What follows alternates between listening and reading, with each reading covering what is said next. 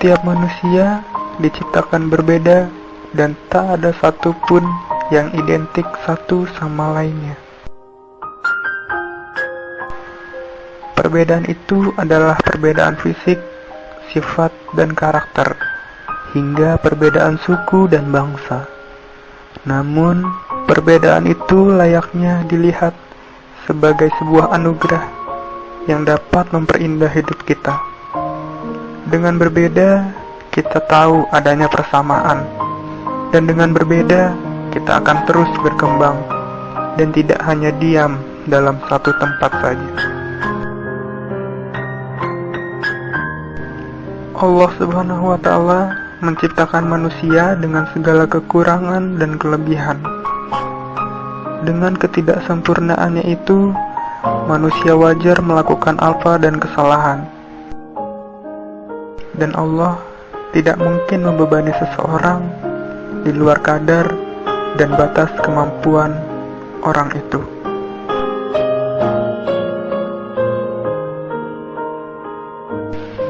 Namun terkadang kita tak peduli, bahkan memandang sebelah mata pada sahabat kita yang kurang, atau hanya merasa kasihan. Padahal belum tentu kita mengetahui bahwa dia luar biasa. Disinilah semua berawal. Yayasan PKTN, Peduli Kesejahteraan Tunanetra, sebuah yayasan yang membantu sahabat-sahabat untuk dapat melihat dunia dengan segala keterbatasan mereka.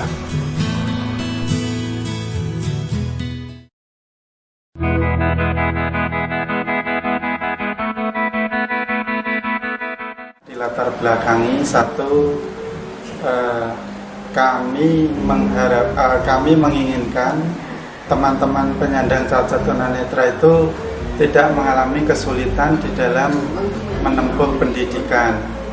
Yang kedua, penyandang cacat tunanetra itu rata-rata berlatar belakang dari keluarga ekonomi yang sangat lemah. Dengan kami dirikan Yayasan Peduli Kesejahteraan Tunanetra ini bisa memberikan solusi untuk peningkatan SDM teman-teman penyandang cacat tunanetra.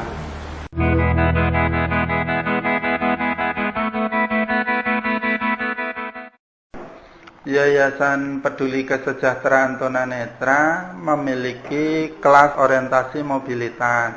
Kelas ini yaitu mempelajari cara mengenali lingkungan dan cara berpindah dari tempat satu ke tempat yang lain. Kalau sudah memahami atau mengetahui pembelajaran metode-metodenya, terus mereka kita ajarkan praktek. Misalkan dari yayasan ke klinik atau ke puskesmas secara sendiri atau bersama bepergian nanti kembali ke yayasan.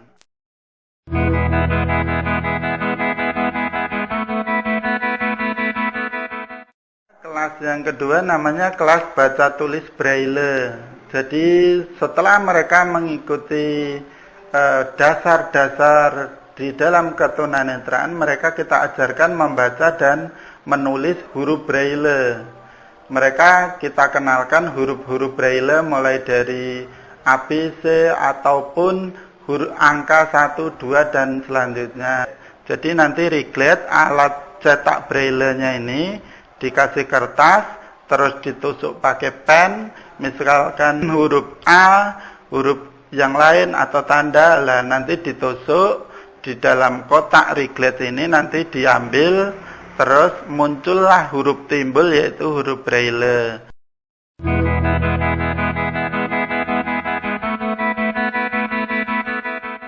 Yang ketiga yaitu kelas Al-Quran Braille. Kelas Al-Quran Braille ini berjenjang dari kelas Iqra, Tahsin maupun Training of Trainer. Harapannya apabila mereka sudah selesai di pendidikan di sini, mereka bisa mengajarkan ke teman-teman di sekitar dia berada atau tinggal. A'udzu billahi minasy syaithanir rajim.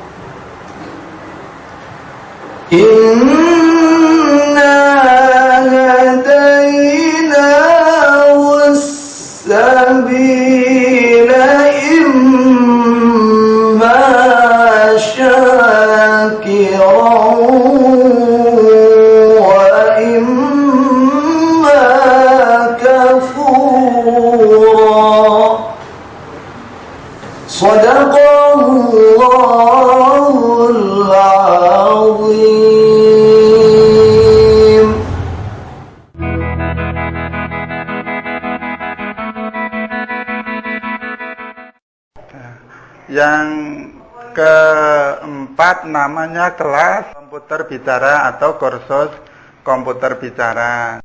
Apabila mereka kelas pemula mengikuti namanya Microsoft Word, Internet, Windows. Setelah mengikuti kelas ini, mereka bisa mengikuti kelas-kelas pilihan yaitu Microsoft Excel, Access, PowerPoint. Komputer di sini sebetulnya sama dengan komputer-komputer di luar, programnya sama, cuma yang membedakan di sini ada tambahan software suara atau bunyi. Jadi kalau orang melihat itu menggerakkannya pakai mouse, muncul di monitor. Kalau teman-teman di sini menggunakannya penggeraknya yaitu keyboard, nanti ada suara muncul di speakernya. Jadi kepekaan yang mendukung pembelajaran ini.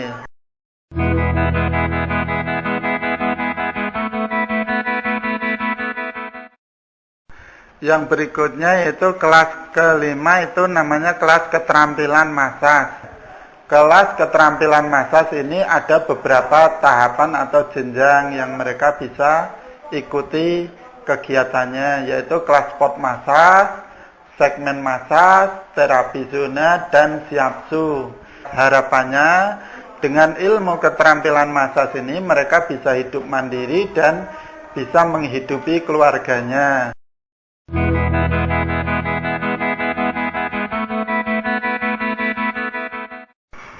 Yang berikutnya, yang keenam itu pembinaan akhlak atau pengajian. Pengajian ini diselenggarakan sebulan 2 kali, yaitu tanggal 25 dan Sabtu kedua setiap bulannya. Kegiatan ini dilaksanakan di masjid. Nanti setelah mengikuti teori, mengikuti tausiah, di situ ada sharing atau tanya jawab antara jamaah peserta dengan guru pengajarnya. Dia buat dia toh sama. Nah, subuh itu tidak ada ba'diyahnya, nggak boleh kita sholat ba'diyah subuh. Makanya lebih dikenalnya dengan sholat sunnah fajar.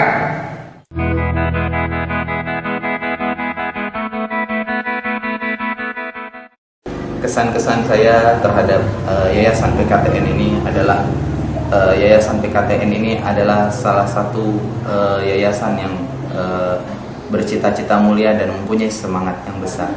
Walaupun harus mulai dari nol, dari suatu hal yang sangat sederhana, dari peralatan-peralatan atau mungkin juga materi pelajaran yang sederhana, namun mau bangkit demi kemajuan teman-teman tunanetra. Harapan saya ke depan, semoga yayasan ini tetap langgeng dan semakin meningkat dari sisi kualitas ataupun kuantitasnya.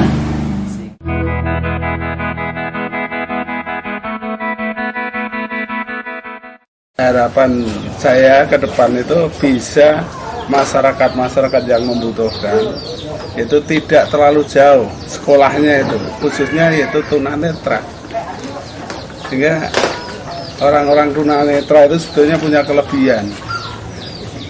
Cuma orang yang biasa itu biasanya itu cuma kasihan aja, bukan cuma wah ini tunanetra nggak bisa ya, sebetulnya bisa. Makanya dengan adanya ini itu ada penampungan.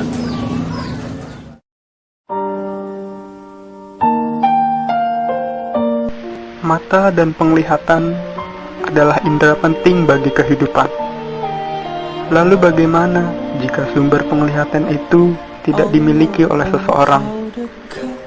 Mungkin sebagian besar akan berpikir bahwa kegelapan tak bisa memberikan apa-apa. Tapi bagi mereka sangatlah berbeda. Mereka mampu mencapai impian dan cita-cita walau dalam keterbatasan. Semangat, ketekunan, dan kecerdasan telah mengantar Panggang sebagai pendiri PKTN ini. Ia kini membantu sahabat-sahabat dengan segala keterbatasannya untuk kembali bangkit, melihat dunia dengan optimis, secara bijak, dan dengan sabar. Jika kita lihat keadaan kita sekarang, tentunya ini adalah sebuah hal yang sangat luar biasa. Semangat dan daya juang mereka patut dicontoh. Apalagi bagi kita yang dikaruniai tubuh yang lengkap dan tak kurang suatu apapun. Seharusnya dengan melihat perjuangan mereka, kita bisa menumbuhkan semangat dalam diri untuk menjadi pribadi yang lebih baik lagi.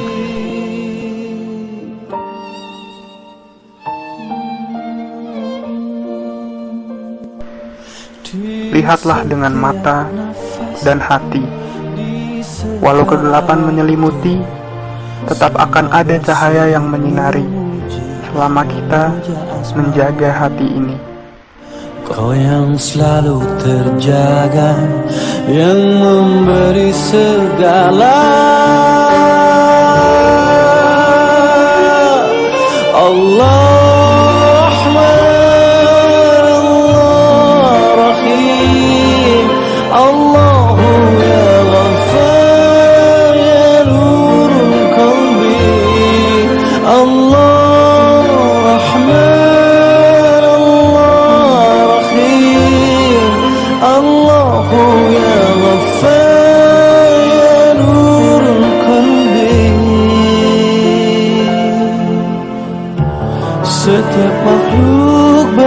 bergantung padamu dan bersujud semesta untukmu. Setiap wajah mendamba cintamu, cahaya